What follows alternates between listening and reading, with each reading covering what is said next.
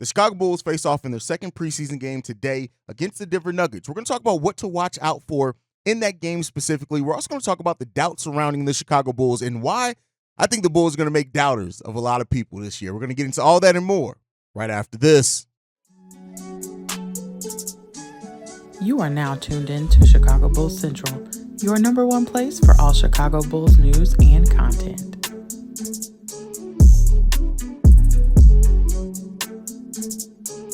What's going on, Bulls fans? Welcome to another episode of Chicago Bulls Central, your number one spot for everything Chicago Bulls related. I'm the host here, Haize, but more importantly, you guys could follow the channel at Bulls Central Pod on every social media platform we happen to be on. With that being said, let's go ahead and get into the content for today. And it's game day, right? The Chicago Bulls have a preseason game against the Denver Nuggets. And while, like I always say with preseason, you don't want to overanalyze preseason play, but there are some things that you do want to see, right? There are some things that you can take away from preseason. And one of the things in the first preseason game is that the Bulls are clearly playing, at least in that one game, with a quicker pace. They're getting up more three-point shots. They need to hit the ball at a better clip, but they're moving the ball around better and with more frequency than what they did last season as well. Now, coming into this game against the Denver Nuggets, there's a couple of key things that I would like to see from the team.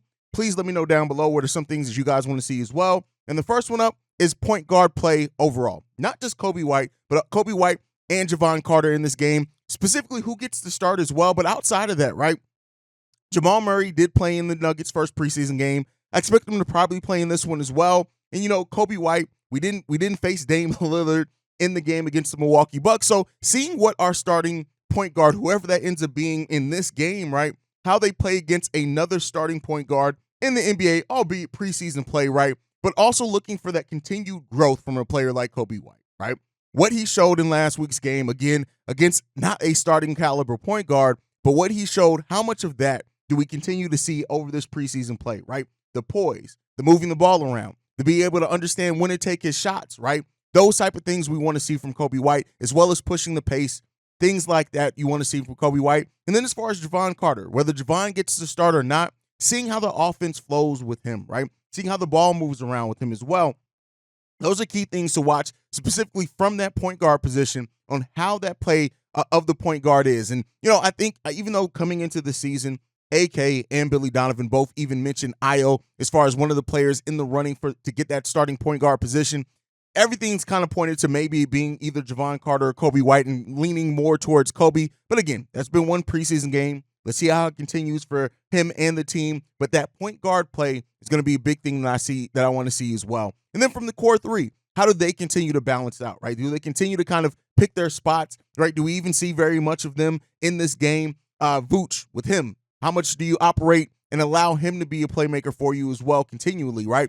Does the ball stop with either one of these guys? Do we see us default back to isolation ball, right? Those are type of things you want to keep monitoring with the core three specifically. I don't think we're going to get a lot to take away from those guys personally in any of this preseason play, just because I just don't think that Billy Donovan's going to unleash that part of it if he is. So I think, you know, you're going to see them play within that new form system that we're bringing, but I don't think you're going to see a lot of like just isolation play and big time plays for them. I think it's going to be a lot of setting up the other players, things like that. And then you got to get to the other young player in the starting five, right? Patrick Williams. We saw a noticeably more aggressive Patrick Williams. A couple of plays, he looked back to passive P, right? But for overall, we saw a more aggressive Patrick Williams, and does that keep up, right? Can he rebound the ball better? Played 22 minutes, 2 rebounds. We need to see better from the rebounding aspect of him as a starting power forward, but almost everything else of his game, the passing, the defense, the shooting the ball, right? The being aggressive, taking players off the dribble some. We saw a lot of that in that first preseason game, but there's still some things we want to shore up, right? And then other things, moving from that to the bench. Torrey Craig came in and understood every minute that he played how to make an impact. And you want to continue to see that. Torrey Craig, I think, is going to be one of the favorite Bulls by a lot of Bulls players coming into this season. And overall, the bench, right? That bench unit, we have such a defensive potential with that bench unit for the Chicago Bulls. And I really do think, to continue to see how this bench develops, how they push the pace, how they do those type of things. We're going to see probably a lot of them as well in the second quarter of this game. And if we do, just continue to see how that, like, hey, listen, I'll tell you what, this may be the next bench unit to get a nickname. I think that when you look at having Alex Caruso, Torrey Craig, Ayo Dosunmu coming off the bench as well, right? Andre Drummond off that bench, right? What does that bench end up shaping out for the Chicago Bulls? How does it end up working, whether it's Devon Carter or Kobe White that ends up joining them as well? Regardless of what that is a bench unit that can have an identity, that can help push the lead for the Chicago Bulls. And that's what you want to continue to see, is how that pecking order is going to go, how they're going to be able to perform together. Because I'll tell you what, outside of just picking your starting point guard and getting chemistry in that starting lineup, the chemistry from this bench unit and solidifying that sooner rather than later and finding out what combination of players work best together is going to be a huge thing for this team as well, that adds to this team's success overall. So that's what you want to see as well, how that play is going to be. And overall, the team brand of defense, right? Are we going to still be a solid defensive team all up and down? Yes, that second unit has such high defensive potential for the Bulls, but we still need to be able to play a solid enough brand of team basketball that we can be successful in those things. So the overall brand of defense from the Bulls, the offensive rebounding is another thing to watch. Do we get more offensive rebounds than what we averaged last season as well, which we did in the first preseason game? Those are things that you want to keep watching out for as the Chicago Bulls play the Denver Nuggets today. And then, things from the role players, right? The young players, right?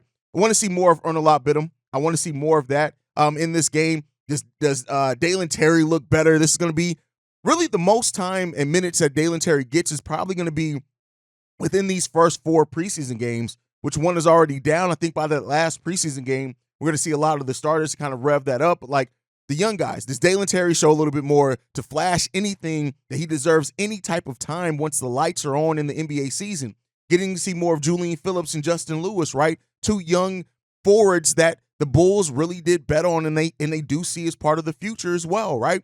And Adama Sanago, how does he continue to adjust to second and third strings in the NBA? Because I think that's going to be telling for what they look for him to develop on down in the G League this season. So those are kind of things that I'm looking for. Again, not necessarily looking for a win, not necessarily looking for this team to blow anybody out the water. I'm not even saying, hey, we're facing the reigning NBA champions, because it's preseason, right? And you want to be realistic in what you're looking for from preseason play. But I do think that this Chicago Bulls team has a lot that they can still work on in their style of play, with their execution, that they can improve on and continue using these preseason games to kind of rev up to the regular season. So we'll see what that brings for the Chicago Bulls, right? Now, with that being said, I'm sure many of you guys have heard by now, the annual GM survey, the Chicago Bulls were completely locked out on, right? Only player or aspect of our team to get a vote in that was Alex Caruso as both the best defender in the NBA and best perimeter defender. He got votes for both of those areas. He didn't win, right, but got votes in both those areas.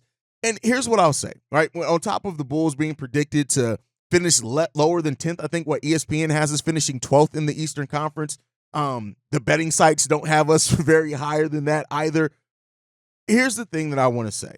The Chicago Bulls are starting to get to the point to where they're being so undervalued that they're starting to become underrated. But I'm going to tell you why that's the best position for the Chicago Bulls to be in.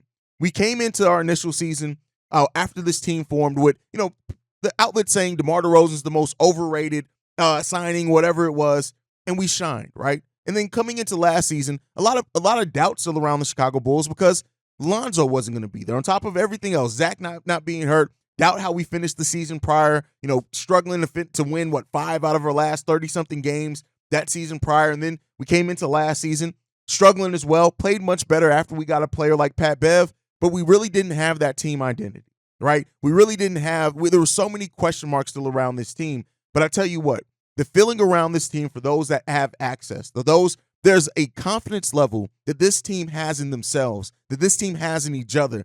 And while you want that, right, and I think every team should come in with a level of confidence to start the season, that can either come crashing down or that can be strengthened very shortly after the season starts. But I've even seen you guys in the comments and a lot of Bulls fans saying, oh, well, this team isn't going to do anything. And I know some of you guys mean more so focused on the postseason and talking about titles. And that's true, right? I don't think anybody, even the most optimistic, hopeful, or inspired person in the Chicago Bulls team, franchise is thinking that they have championship aspirations. Some of you guys do, because I've seen you guys in the comments, and shout out to you guys for having that level of confidence. I envy you on that one. But I do think for people that are thinking that this is going to be a team that struggles mightily for the full season, that struggles even to make a play-in, I think they're going to prove a lot of these doubters wrong this season. This team has that collective chip back on their shoulders, and we talked about that coming into the first season of this team forming. Yes, they had Lonzo Ball then, completely different scenario then, right? But that team had a collective chip on their shoulders, and they came into that season, and you felt that. You felt that Zach LaVine, who was at that point before his injury, having one of his most efficient and best seasons, even playing next to a player like DeMar, who had his own chip on his shoulder. Lonzo being in the situation where he said it was finally in the perfect situation for him, right? This team, I think, is going to have a lot of that same identity in the sense that a lot of these players have things to prove. DeMar has things to prove as far as, and also being in a contract year. Vooch has been talking so much this offseason that he has to back it up, and if he doesn't, those doubters are coming for him even stronger. Zach has heard the trade rumors. He's heard the doubt around him. He's coming into the season fully healthy after finishing the season pretty strong, albeit not the Miami Heat game. Yeah, we know that was a struggle for Zach. But, and when you look at even Kobe White, right, coming into the season, finally like having confidence in him, his role, the way that he needs to perform, all those things, that being a consistent part for Kobe White's game as well, right? Javon Carter and Torrey Craig coming into this team as well, and do not overlook the fact of Javon Carter being a player on the Chicago Bulls team that could potentially because he's going to be relied on more. Even if he does come off the bench, he's going to be relied on so much more to bring just what he brings. And then the Patrick Williams portion of it. Pat has been talking a lot as well, and at least in that first preseason game, he's backed some of that up. But I do think that this is a season where I don't know if Pat makes the leap that a lot of Bulls fans want and deserve to see from Pat, but I do think this is going to be another step up in the right direction for Patrick Williams, where he is starting to show some things that he's fixing in his game as well. I think that this is going to be a team that proves a lot of people wrong. And I think this is also going to be a team that, surprisingly enough, has a lot of fight in them, right? The team that we saw that lost a lot of close games last year, the team that we saw that in crunch time didn't know how to respond, couldn't get a bucket. It seems like a lot of these players have heard that critique about themselves and are coming in to prove people wrong. And hey, even Ayo Dosunmu coming in now, so much like going almost back to where he was his rookie year as far as he has to fight to get consistent minutes on this team. This is going to be a team that I think we finally see the team that Chicago Bulls fans appreciate, and that is a team that fights hard. How much that ends up in the win column, we can see. But I tell you what, the doubt around the Chicago Bulls team, I understand. I don't necessarily agree with all of it. I agree with some of it. But I think that this is going to be a team that it feels different. And so we'll end up seeing with that, right? And when we talk about players, we talk about the Chicago Bulls and talk about the need for a player to kind of step up, break out, whatever it is, we have two candidates that are really seem primed for that in Kobe White and Patrick Williams. And as I've said in videos before, a lot of this season's success comes down to the way that these players grow, right? The way that these players are pushed, the way that these players step up in ways that we've been asking for years, and that we've seen flashes of, especially the last season from Kobe, but that we haven't seen consistent. And I want to be that to be consistent by the end of this season for the Chicago Bulls. We got tons of things ahead of us, right? And I'm not saying it's going to be easy. I'm not saying it's going to be clear. But I tell you what, this season for the Chicago Bulls is an important one. And I specifically look at those two young players specifically in what they can bring to this team and helping fledge out and fill out the gaps in that starting and overall in that starting five and with the core three. This is that season. And, I think that also in a way, this puts a lot of pressure on the front office and Billy Donovan. I'm not saying that Billy Donovan is on the hot seat. You guys know, his extension technically hasn't even kicked in, and we still don't even know how many years are on that extension. So I don't necessarily think Billy Donovan's going to be on a hot seat regardless. The season would have to be a complete and utter fail for that to happen. But I think it puts pressure on this coaching staff, the player development team, and the front office to pick a direction, right? And the direction could be steady. Let's keep some veterans around while the young guys are forming. But that direction could be made clearer by a couple of these young players stepping up. And I definitely think that that's going to be a big thing for this team. And we'll end up seeing, man. We'll end up seeing there's a lot, so much around this Bulls team that, it's hard if you're a real Bulls fan not to be excited, but also to be pessimistic even in that excitement over what this team is going to end up turning into. We'll end up seeing the stories left for them to write. And we'll end up seeing what this team ends up being for that But hey, let me know what you guys think is always down below. That's my time for today, guys. Make sure you guys are following the show at Bull Central Pod. You can send us any feedback, questions, comments, concerns, bullcentralpod@gmail.com. And then lastly, if you want to leave a text message and our voicemail, the number to do so, 773-270-2799. We are the number one spot for everything Chicago Bulls related, thanks to you guys. And like I like to end every episode on, go Bulls. Love you guys. See red if you can, y'all. Peace. This has been a presentation of the Break Media.